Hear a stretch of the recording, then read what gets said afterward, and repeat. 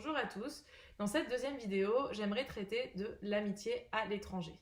Alors, une des grandes craintes lorsqu'on déménage, c'est de se retrouver tout seul. Soit vous déménagez dans un pays où vous connaissez déjà des personnes et qui vous présenteront du coup d'autres amis, soit vous connaissez personne. Alors, dans le cas où vous déménagez avec des enfants, alors là, pas de panique, normalement ça se fait naturellement, surtout si vous scolarisez vos enfants dans des écoles françaises. Pourquoi? Parce que vos enfants vont rencontrer d'autres enfants qui vont sûrement les inviter à des événements. Vous allez être amené à rencontrer les parents.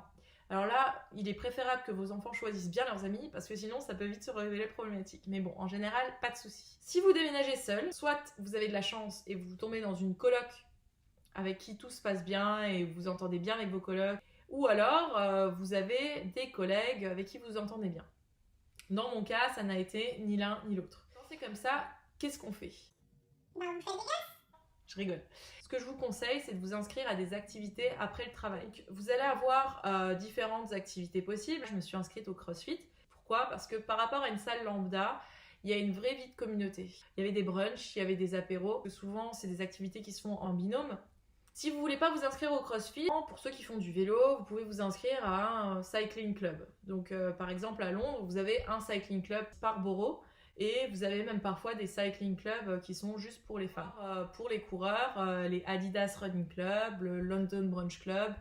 Vous avez plein de petits groupes qui vous permettent de rencontrer des personnes. Il y a plein de choses comme ça sur lesquelles vous pouvez vous renseigner, selon vos intérêts. Si le sport, c'est pas votre truc, vous avez également des groupes sur Facebook. Notamment, je vous parle du Cercle des Français à Londres et des Filles de Londres. Donc, qui sont deux groupes Facebook. Le premier étant pour tout le monde, le deuxième c'est spécialement pour les femmes. Souvent vous pouvez avoir des personnes qui postent des messages parce qu'elles sont à la recherche d'une personne avec qui partager, par exemple, je sais pas, je veux aller au concert de Calogero mais je veux pas y aller toute seule. Est-ce que quelqu'un serait disponible pour le concert de Calogero? Et vous allez voir que dans 99,99% des cas, on vous répondra de façon positive et vous aurez quelqu'un qui vous dira tiens moi aussi, moi je veux bien venir avec toi.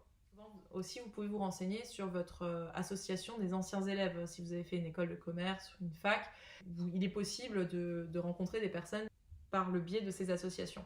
Il y a également un groupe qui s'appelle le French Club, qui réunit chaque mois des Français qui travaillent à la City. C'est aussi l'occasion de faire du networking.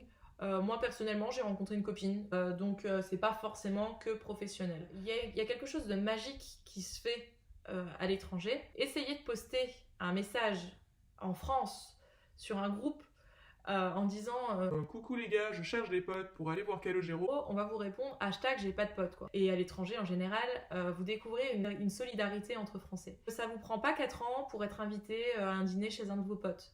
On tisse des liens très forts, très vite. C'est-à-dire que souvent à Luxembourg, j'ai été confrontée à la copine, elle vous voit le jeudi, elle envoie une autre le vendredi. Si vous lui dites ben je suis en ville vendredi, est-ce qu'on se voit? On va te répondre Ouais, mais non, parce que j'ai envie de faire un face-to-face.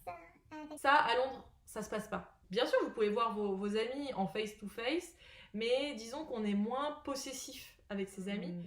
Si vous avez peur de vous retrouver tout seul à Londres, n'ayez pas peur, ça ne durera pas longtemps. Parce qu'à Londres, le français est différent du français que vous allez voir en France. Le français de Londres, vous allez tisser des liens très vite avec lui. Il va tout de suite être très proche de vous parce qu'on est tous tout seuls. Et finalement, c'est bien de savoir qu'on peut compter sur quelqu'un. En France, à titre d'exemple, j'ai des amis que je connais depuis 5, 6, 7 ans. Alors, je fais partie de leur cercle d'amis, mais disons que par exemple, on va faire des Secret Santa entre potes de la fac. Je ne serai pas invitée parce que je suis pas pote de la fac. Ici, ça se passe pas.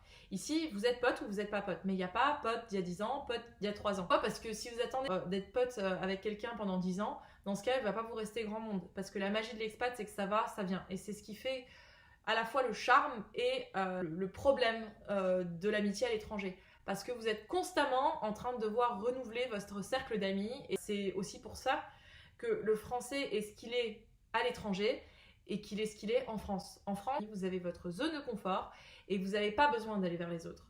À Londres, si vous ne faites pas ça régulièrement, vous vous retrouvez vite tout seul. Donc j'espère que cette deuxième vidéo vous a plu.